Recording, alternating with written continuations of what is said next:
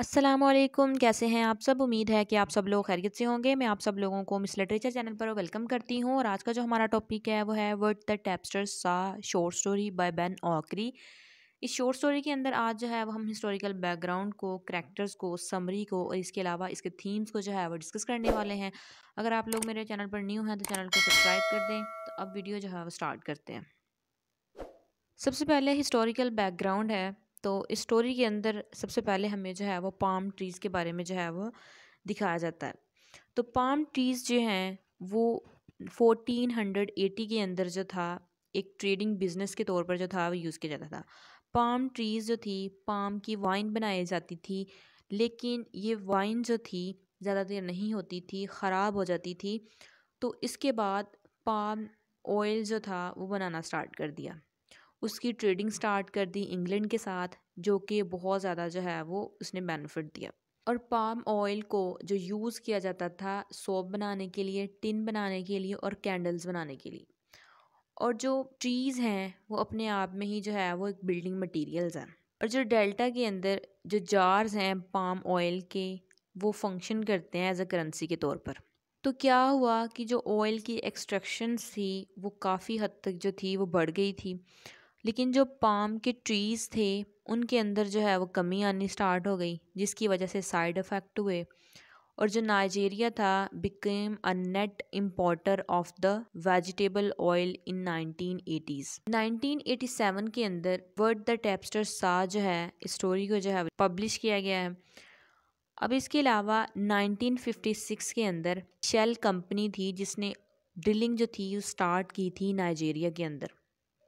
पहले तो ये बेनिफिशियल साबित हुई, लेकिन बाद में जो है डिटरमाइन किया गया कि जो इन्वायरमेंट को जो है ख़राब करती है, जिससे जो है वो पोल्यूशंस होती है। अब जो काफ़ी लोग थे उनको जो था वो उनके लैंड से जो था वो निकाल दिया गया था, और कुछ जो नाइजेरियंस लोग थे वो गद्दार साबित हुए थे। ये जो ऑयल ड्रिलिंग कंपनी थी नाइजीरिया के अंदर, इसकी बात की है तो इस स्टोरी के अंदर भी जो है हमारा मेन कैरेक्टर्स जो है वो बहुत सारे हमें जो है वो यहाँ पे सिंबल्स के थ्रू जो है वो हमें ऑयल ड्रिलिंग कंपनी के बारे में जो है बताएगा। और पाम ट्रीज भी जो हैं, जो हमारा प्रोटैगोनिस्ट है स्टोरी का, वो क्या करता है, पाम को कलेक्ट करके पाम वाइन जो है वो उसकी ट्रेडिंग करता है। और ये जो स्टोरी है ये नाइजीरिया के अंदर सेट की गई है, और जो हमारा प्रोटैगनिस्ट है वो एक अफ्रीकन है। अब हम जो है वो स्टोरी को स्टार्ट करते हैं। स्टोरी को स्टार्ट करने से पहले कैरेक्टर्स की बात कर लेते हैं। तो जो मेन कैरेक्टर है, प्रोटैगनिस्ट है स्टोरी का, वो है टैबस्टर। एक ऑर्डिनरी पर्सन है और ये रिप्रेजेंट करता है लोकल नाइजीरियन ट्राइब्स को। और सेकंड कैरेक्टर है तबास्को का। ये क्या है, ये टैबस्टर का फ्रेंड है और इग्नोर करता है टैबस्टर को जब ये अपना ड्रीम जो है इसको बताने आता है। और टैबस्टर ही जो है स्टोरी के लास्ट पर जो है इसको अपनी लाइफ के अंदर वापस लेके आता है। इसके बाद टर्टल्स हैं और स्नेक हैं और जो मिस्टीरियस वॉइसेस हैं और टबास्को की वॉइस है। अब जो है वो स्टोरी को स्टार्ट करते हैं। तो स्टोरी जो है हमारी स्टार्ट होती है कि एक एक्सपर्ट टैबस्टर है, उसके ऊपर हमारी स्टोरी फोकस करती है। जो स्टोरी है हमारी वर्ड द टैबस्टर सा, वो फोकस करती है एक एक्सपर्ट टैबस्टर के ऊपर। तो एक दिन क्या होता है, जो टैबस्टर है उसको ड्रीम आता है कि वो पाइन ट्री से जो है वर्क के दौरान गिर जाता है और वहाँ पे उसकी डेथ हो जाती है। अब अगले दिन क्या करता है, वो अपने जो फ्रेंड है जो कि किस्मत का हाल बताने वाला होता है तबास्को, वो उसके पास जाता है। लेकिन तबास्को जो है वो बिज़ी होता है और वो जो है वो उसकी बात नहीं सुनता, और वो उसे कहता है कि कल तुम जो है 3 टर्टल्स के साथ जो है वो आना और फिर बाद में तुम्हारे ड्रीम्स के बारे में सोचेगा। वो डिसअपॉइंट होता है अपने फ्रेंड के बिहेवियर की वजह से और वो जो है वो वापस आ जाता है। अब अगले दिन क्या करता है, टैबस्टर जो है वो अपने वर्क पर दोबारा वापस जाता है बाईसाइकिल के ऊपर। जब वो जंगल में से गुजर रहा होता है तो वहाँ पे जो है वो उसको साइन बोर्ड नज़र आता है, जिसको वो रीड करता है, जिस पर लिखा होता है delta oil company, this area is being drilled, trespassers in dangers. अब जो टैबस्टर्स होता है वो बोर्ड की तरफ देखता है, लेकिन जो है वो उसके कर देता है। फिर बाद में वहाँ पे जो है ये नोटिस करता है कि जो पाम ट्रीज़ का झुंड है ना वहाँ पर है, तो वो वहाँ पे जाता है और वहाँ पे जो है वो ट्रीज़ के ऊपर जो है वो चढ़ जाता है। अब धूप ज़्यादा होने की वजह से जो धूप की शुआएं हैं इसकी आंखों में पड़ जाती हैं, तो उस आंखों में पड़ने की वजह से ये नीचे गिर जाता है। और ये 30 ईयर्स के अंदर जो है ये पहली दफ़ा अपने करियर के अंदर जो है वो टैप्स्टर उन ट्रीज से गिरा है। अब नेक्स्ट क्या है, अब वो क्या करता है, वो ड्रीम्स में उठता है। मतलब ये नेक्स्ट जो है ये हमें एक ड्रीम की तरह जो है वो स्टोरी बताई जाएगी कि ये चीज़ें सारी जो हैं वो उसने ड्रीम्स के अंदर देखी हैं, लेकिन शो ऐसे करवाई हैं जैसे कि रियलिस्टिक वे के अंदर जो है वो हमें चीज़ें रिप्रेजेंट की गई हैं। तो ये ड्रीम के अंदर जो है वो उठता है और सरप्राइज़ होता है कि उसको जो है वो कोई पेन नहीं हो रही। अब वो अपने ड्रीम के अंदर ही जो है वो चल रहा है। काफ़ी देर चलते चलते जो है एक और साइन बोर्ड देखता है और वहाँ पे लिखा होता है delta oil company trespassers will be persecuted. अब वो जो है वो डिफरेंट स्ट्रेंज एक्सपीरियंसेस से जो है वो गुजरता है और वहाँ पे जो है वो अर्थ माउंट्स को, ग्रेव स्टोन्स को और सिंगल पाम ट्रीज़ को जो है वहाँ पे देखता है। अब वो जो ट्री होता है वहाँ पे जो है वो उसके ऊपर एक मार्क बनाता है जो कि एक वाउंड की अंदर जो है वो शक्ल अख्तियार कर जाता है। वो चलता जाता है और वहाँ पे जो है वो एक रिवर के पास जो है पहुँचता है और वहाँ पे जो है एक बोर होल होता है रिवर के पास, और उस बोर होल के किनारे पर जो है वो 3 टर्टल्स को देखता है। उनमें से एक का जो फेस होता है वो टबास्को के फेस की तरह होता है और वहाँ पे जो है वो एक मल्टी कलर्ड स्नेक देखता है। और जो स्नेक है वो इंटर होता है रिवर के अंदर, और जो वाटर होता है रिवर का वो ट्रांसपेरेंट हो जाता है और ल्यूमिनियस हो जाता है। और वहाँ पे जो है ये एक वॉइस उसे सुनाई देती है और जो वॉइस है वो ये कह रही होती है डोंट टर्न राउंड। और जो 3 टर्टल्स होते हैं वो प्रेजेंट होते हैं और उसकी तरफ जो है वो टैप्स्टर की तरफ देख रहे होते हैं। और जो टर्टल जिसका टबास्को की तरह फेस होता है वो उसकी फेस की तरफ डायरेक्शन करके जो है वो यूरिन कर देता है वहाँ पे उसके सामने। और ये जो टर्टल हैं वो इंजॉयमेंट हासिल कर रहे होते हैं इस एक्ट से। अब टैप्स्टर जो है वो हंसता है और उसको जो है वो उसको एक हैवी ऑब्जेक्ट जो है वो उसके सर पर आकर लगता है। जब वो मुड़ता है तो वो देखता है कि वहाँ पे तो है कुछ भी नहीं है, और टैप्स्टर जो है वो अगेन हंसता है और फिर बाद में जो है उसको दोबारा एक और रिसीव होता है ऑब्जेक्ट उसके पीछे लगता है। अब जो स्नेक होता है वो रिवर से बाहर आता है और रिवर से जब वो बाहर आता है तो जब वो टैप्स्टर के पास से गुजर रहा होता है तो वो उसके ऊपर जो है वो थूकता है। इसके बाद जो स्नेक है वो बोर होल के अंदर चला जाता है। अब टैप्स्टर जो है वो सोने की कोशिश करता है लेकिन वो जो है वो सो नहीं पाता। उसको जो है वो डिफरेंट वॉइसेस सुनाई देती हैं जो कि उसके बारे में बात कर रही होती हैं, लेकिन वहाँ पे कोई प्रेजेंट नहीं होता और वो जो है वो अपनी आंखों को जो है वो बंद नहीं कर सकता। और वहाँ पे जो है एक वुमन को देखता है जो कि जो है वो मार्केट प्लेसेस की तरफ जो है वो जा रही होती हैं वॉइसेस को फॉलो करते हुए, लेकिन कोई जो है वो उनको सुन नहीं सकता। बड़ी ही अजीब चीज़ें जो हैं वो उसके साथ हो रही होती हैं। जब वो हंग्री फील करता है या भूखा महसूस करता है तो उसको जो है लिक्विड ग्रीन कलर का जो है वो ड्रिंक पीने को मिलता है और मिलीपेड्स जो है वो खाने को मिलते हैं। अब एक दिन क्या होता है वहाँ पे जो है इसको वॉइस सुनाई देती है जिसमें ये कहा जाता है you have been dead for 2 days, wake up. और दूसरी क्रिएचर जो है वो आती है, उसकी आइज़ को जो है वो खोलते हैं और वो जो है वो कहते हैं, तो उसको में से जो है वो वॉइस जो है वो उसे कहती है कि उठो, जो वार जो है वो अभी तक ख़त्म नहीं हुई है। जो टैप्स्टर है वो थिक ग्रीन स्मोक जो है वो हर तरफ देखता है और नोटिस करता है कि लोग जो हैं वो मारे गए हैं और वहाँ पे जो है जो लोग मरे हैं उनके नाम जो हैं वो बुलेट्स पे होते हैं। अब एक दिन क्या होता है टैप्स्टर जो है वो चलते चलते जो है वो बोर होल के अंदर जाता है और वहाँ पे जो है ये मल्टी कलर स्नेक्स जो है वो देखता है और वहाँ पे जो है वो देखता है एक आदमी है जो कि उल्टा लटका हुआ है और वो जो है बाइबल को रीड कर रहा है। वो बिल्कुल जो है वो टैप्स्टर की शक्ल का लगता है और वहाँ से जो है ये भागकर वापस आ जाता है। वो कहता है कि हर चीज़ जो है वो बोर होल के अंदर है और वो क्या है, is on fire but there is no smoke. Smoke नहीं है लेकिन हर चीज़ जो है वो बोर होल के अंदर है। अब इसको जो है वो कुछ आवाज़ें सुनाई देती हैं और वो जो है वो कुछ क्रिएचर्स को देखता है और जो क्रिएचर्स हैं वो इंडिकेट करती हैं कि वो जो है वो कुछ खाना चाहता है। अब जब वो खाता है तो जो स्नेक है वो स्टार्ट कर देता है उसको बताना कुछ बैड जोक्स। तो स्नेक जो है वो हंसता है और टैप्स्टर भी जो है वो हंसना स्टार्ट कर देता है। अब ये सारी चीज़ें जो हैं ये अपने ड्रीम के अंदर जो है वो देख रहा है। अब क्या करता है, उसका जो है वो टाइम नहीं गुजर रहा होता, तो वो जो चीज़ जो भी होता है हर चीज़ को जो है वो काउंट करना स्टार्ट कर देता है जिसको भी देख रहा होता है, और वो जो है हर नोक को काउंट करता है। इसके बाद उसको एक और वॉइस जो है वो सुनाई देती है जो कहती है you have been dead for 3 days।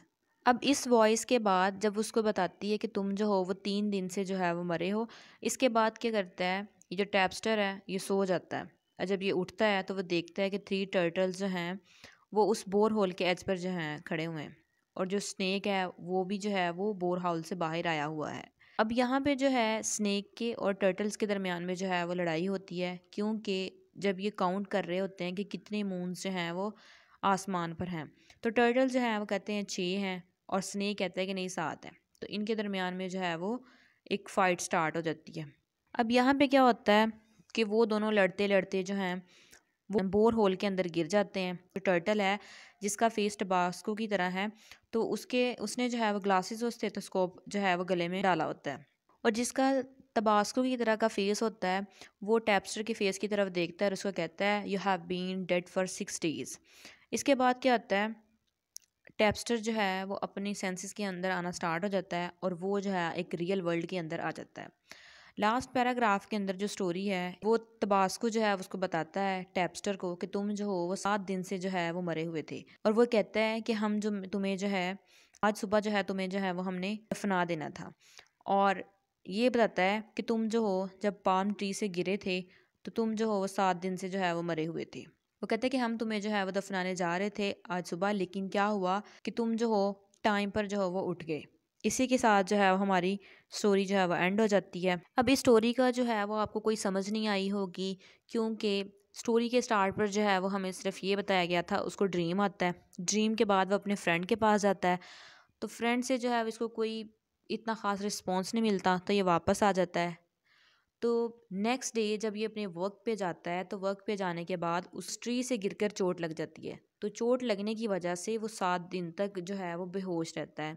तो ये जो है एक ऐसे वर्ल्ड के अंदर, मैजिकल वर्ल्ड के अंदर जो होता है, जिसके अंदर जो है ये टर्टल्स, स्नेक्स और वुमन्स और ये जो सारी चीज़ें मैंने आपको बताई हैं, ये सारी चीज़ें जो है वहाँ पे देखता है, और इस तरह इस चीज़ को बयान किया गया है कि ये ऐसा लगता है कि जैसे जो है एक रियल वर्ल्ड की तरह जो है इन सारी चीज़ों को डिस्क्राइब किया गया है।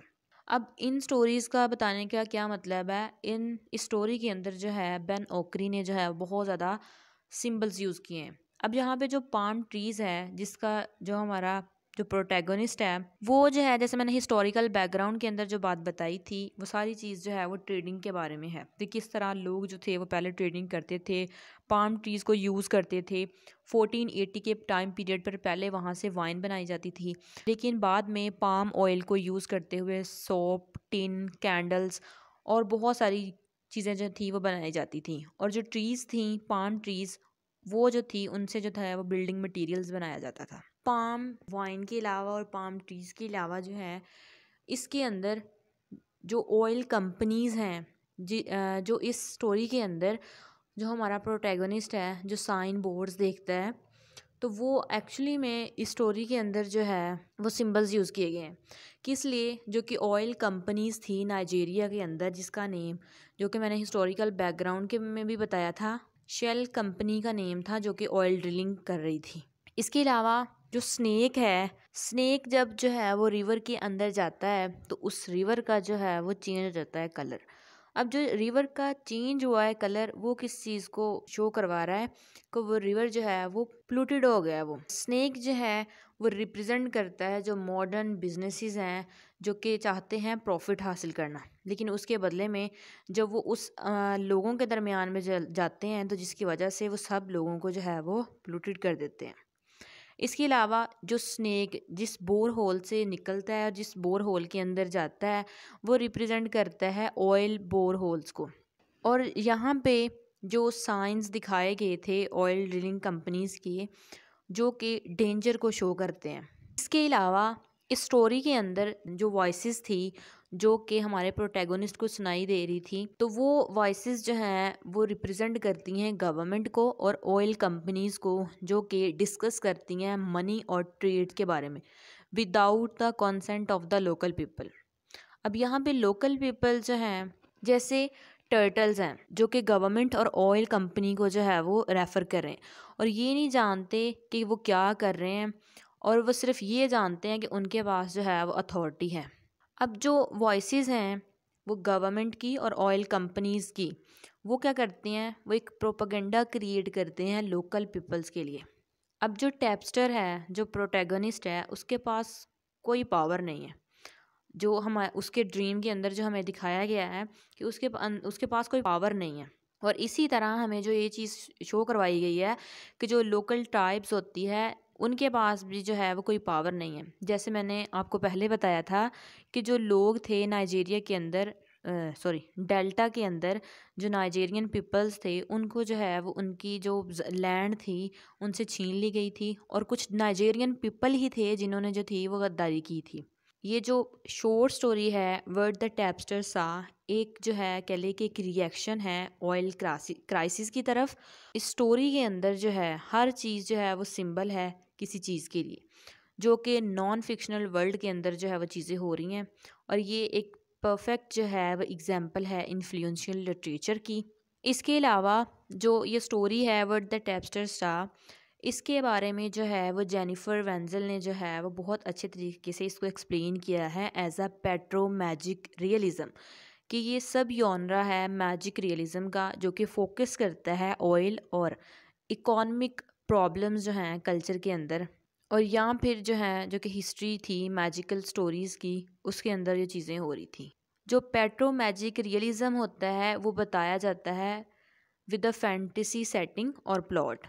अब इस स्टोरी के अंदर जो थीम है वो देख लेते हैं। मॉडर्न वर्ल्ड और ट्रेडिशनल वर्ल्ड के दरमियान में जो है ये हमें डिफरेंस शो करवाया गया है। स्टार्ट पे जो है वो हमें ट्रेडिशनल नाइजेरियन स्टोरी जो है वो बताई जाती है। जो ट्रेडिशनल वर्ल्ड है वो रिप्रेजेंट किया जाता है टैप्स्टर के थ्रू, और जो मॉडर्न वर्ल्ड है न्यू वर्ल्ड जिसके अंदर जो है वो टैप्स्टर इंटर होता है, या फिर आप इसको मैजिकल वर्ल्ड भी कह सकते हैं। और ये दोनों वर्ल्ड जो हैं वो पीसफुली को एग्जिस्ट नहीं कर सकते, जिस तरह जो है हमने टैप्स्टर की जर्नी के थ्रू जो है ये चीज़ें देखी हैं। यही था आज का लेक्चर। तो अगर आप लोगों को वीडियो अच्छी लगी है तो वीडियो को लाइक, चैनल को सब्सक्राइब और दोस्तों के साथ जो है वो ज़रूर शेयर कीजिएगा। मिलते हैं नेक्स्ट वीडियो में। अल्लाह हाफिज़।